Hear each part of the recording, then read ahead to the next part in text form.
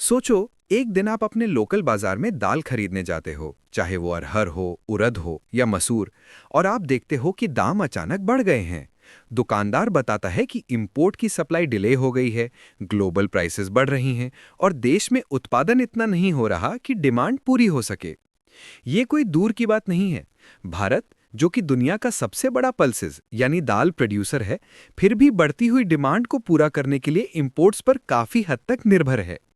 इस हालत को बदलने के लिए और देश को पल्सेस के मामले में आत्मनिर्भर बनाने के लिए भारत सरकार ने एक बड़ी पहल शुरू की है, मिशन फॉर आत्मनिर्भरता इन पल्सेस, जिसे हाल ही में यूनियन कैबिनेट ने अप्रूव किया है और जिसका ऐलान यूनियन बजट 2025-26 में किया गया था। ये मिशन एक अच्छे तरीके से बनाए गए रोड मैप जैसे है, जिसमें क्लियर टाइमलाइंस, स्पेसिफिक गोल्स और एक कॉम्प्रिहेंसिव स्ट्रैटेजी दी गई है।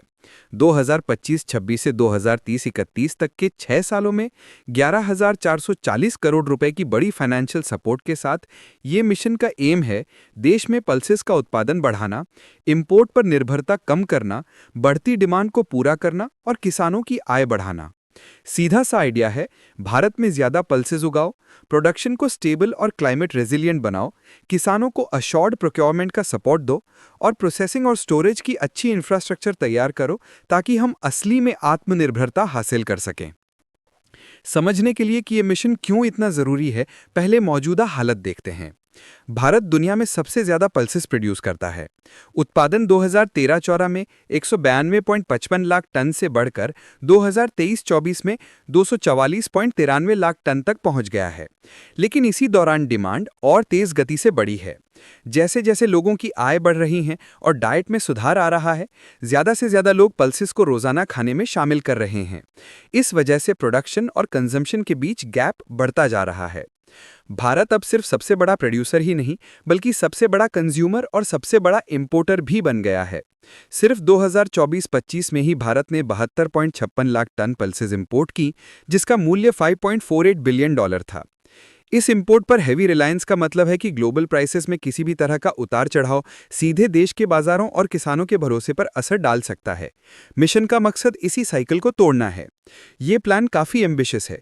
2030-31 तक पल्सेस की खेती का टोटल एरिया 310 लाख हेक्टेयर तक बढ़ाने का टारगेट रखा गया है, जिसमें 35 लाख हेक्टेयर एक्स्ट्रा लैंड को राइस फैलो एरियाज यानी जहां खेती के बाद जमीन खाली पड़ती है और दूसरी डाइवर्सिफाइबल लैंड्स में पल्सेस के लिए इस्तेमाल किया जाएगा। सोचिए, उन राज्यों में जहां किसान परंपरागत रूप से चावल उगाते हैं, वहां फसल कटने के बाद जो खेतों को खाली छोड़ दिया जाता था, अब वहां पल्सेस की खेती होगी। ये स्मार्ट जमीन का उपयोग उत्पादन में बड़े बदलाव लाएगा। मिशन का टारगेट है 350 लाख टन पल्सेस का उत्पादन और प्रोडक्टिविटी को बढ़ाकर 1130 किलोग्राम पर हेक्टेयर तक ले जाना।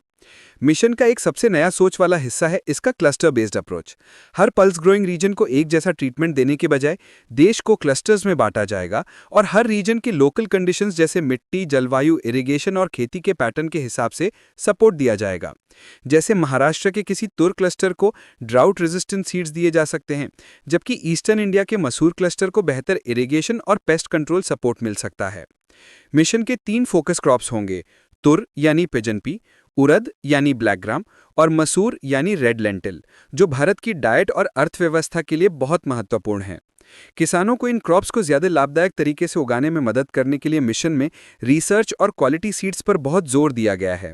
हाई यील्डिंग, पेस्ट रेजिस्टेंट और क्लाइमेट रेजिलिएंट सीड वैरायटीज तैयार की जाएंगी और उनका वितरण किया जाएगा।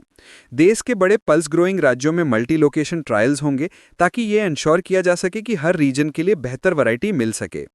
राज्यों को 5 साल के रोलिंग सीड प्रोडक्शन प्लान्स बनाने होंगे ताकि बेहतर क्वालिटी के सीड्स की निरंतर सप्लाई हो। Indian council of agricultural research यानी ICAR ब्रीडर सीड प्रोडक्शन को सुपरवाइज करेगा, जबकि फाउंडेशन और सर्टिफाइड सीड्स का प्रोडक्शन स्टेट और सेंट्रल एजेंसीज मिलकर करेंगी। इस पूरे प्रोसेस को डिजिटल तरीके से ट्रैक करने के लिए साथी पोर्टल का इस्तेमाल किया जाएगा, जो सीड प्रोडक्शन से लेकर डिस्ट्रीब्यूशन तक हर स्टेज को मॉनिटर करेगा। लेकिन सिर्फ अच्छे सीड से काम नहीं चलेगा, किसानों को सही स्किल्स और इंफ्रास्ट्रक्चर की भी जरूरत है।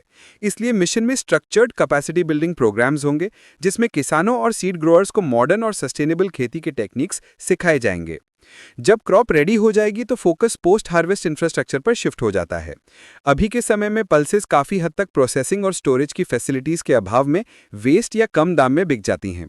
इस समस्या को दूर करने के लिए मिशन के तहत 1000 प्रोसेसिंग यूनिट्स देश भर में लगाए जाएंगे ताकि क्रॉप लॉस कम हो और वैल्यू एडिशन हो। प्रोसेसिंग और पैकेजिंग यूनिट्स लगाने के लिए सरकार हर यूनिट पर मैक्सिमम 25 लाख रुपए तक की सब्सिडी देगी। मतलब किसान अपनी फसल को लोकल लेवल पर ही साफ, ग्रेड, पैक और ब्रांड करके ज्यादा मुनाफा कमा सकता है, बिना रॉ फॉर्म में सस्ते बेचे। मार्केट में उतार चढ़ाव से किसानों को बचाने के लिए मिशन में अशोर्ड प्रोक्योरमेंट का भी प्रोविजन है। नाफेड यानी national agricultural cooperative marketing federation of India और एनसीसीएफ यानी national cooperative consumers federation of India limited अगले 4 सालों तक पार्टिसिपेटिंग स्टेट्स के रजिस्टर्ड किसानों से तुर, उड़द और मसूर की 100% प्रोक्योरमेंट करेंगे। ये प्रोक्योरमेंट पीएम आशा योजना के जरिए प्राइस सपोर्ट स्कीम या पीएसएस के तहत होगा। जो किसान इन एजेंसीज के साथ रजिस्टर करके अग्रीमेंट करते हैं, उन्हें एक गारंटीड बायर मिलता है, जिससे उनका भरोसा बढ़ता है और वो पल्सेस की खेती में निवेश करने के लिए तैयार होते हैं। साथ ही ग्लोबल पल्स प्राइसेस को मॉनिटर करने के लिए एक स्पेशल मैकेनिज्म बनाया जाएगा ताकि इंटरनेशनल मार्केट्स में किसी अचानक बदलाव से किसानों को नुकसान ना हो। सीधी सी बात यह है कि यह मिशन भारत में पल्सेस के लिए एक मजबूत सेल्फ सस्टेनिंग इकोसिस्टम बनाने जा रहा है, बीज से खेतों तक और खेतों से मार्केट तक। सोचिए, मध्य प्रदेश का एक किसान जो पहले गेहूं उगाता था, अब उसे अपने राइस फैलो लैंड में मसूर उगाने के लिए प्रोत्साहित किया जा रहा है। उसे आईसीएआर से हाई क्वालिटी सीड्स मिलते हैं, लोकल ट्रेनिंग प्रोग्राम्स में नए टेक्निक सिखाए जाते हैं और उसे एक छोटी प्रोसेसिंग यूनिट लगाने में सरकारी सब्सिडी से मदद मिलती है। जब वो अपनी फसल काट लेता है तो उसे बायर ढूंढने की या बिचौलिए से परेशान होने की जरूरत नहीं होती। नाफेड उसकी पूरी फसल को फेयर दाम पर खरीद लेता है। दूसरी तरफ देश भर के ग्राहकों को सस्ती और लगातार पल्सेस की सप्लाई मिलती है, जिससे इंपोर्ट्स पर निर्भरता कम होती है। अपनी क्लियर टाइमलाइन, मजबूत फाइनेंशियल बैकिंग और मल्टी डायमेंशनल स्ट्रैटेजी के साथ ये मिशन फॉर आत्मनिर्भरता इन पल्सेस भारत के भोजन सुरक्षा के भविष्य को मजबूत बनाने की तरफ एक बड़ा कदम है। अगर इसे सही तरीके से इंप्लीमेंट किया गया तो ये मिशन पल्सेस के उत्पादन में क्रांति ला सकता है, दामों को स्थिर कर सकता है, किसानों की आय बढ़ा सकता है और भारत को रियल में अपने सबसे जरूरी खाद्य फसलों में आत्मनिर्भर बना सकता है।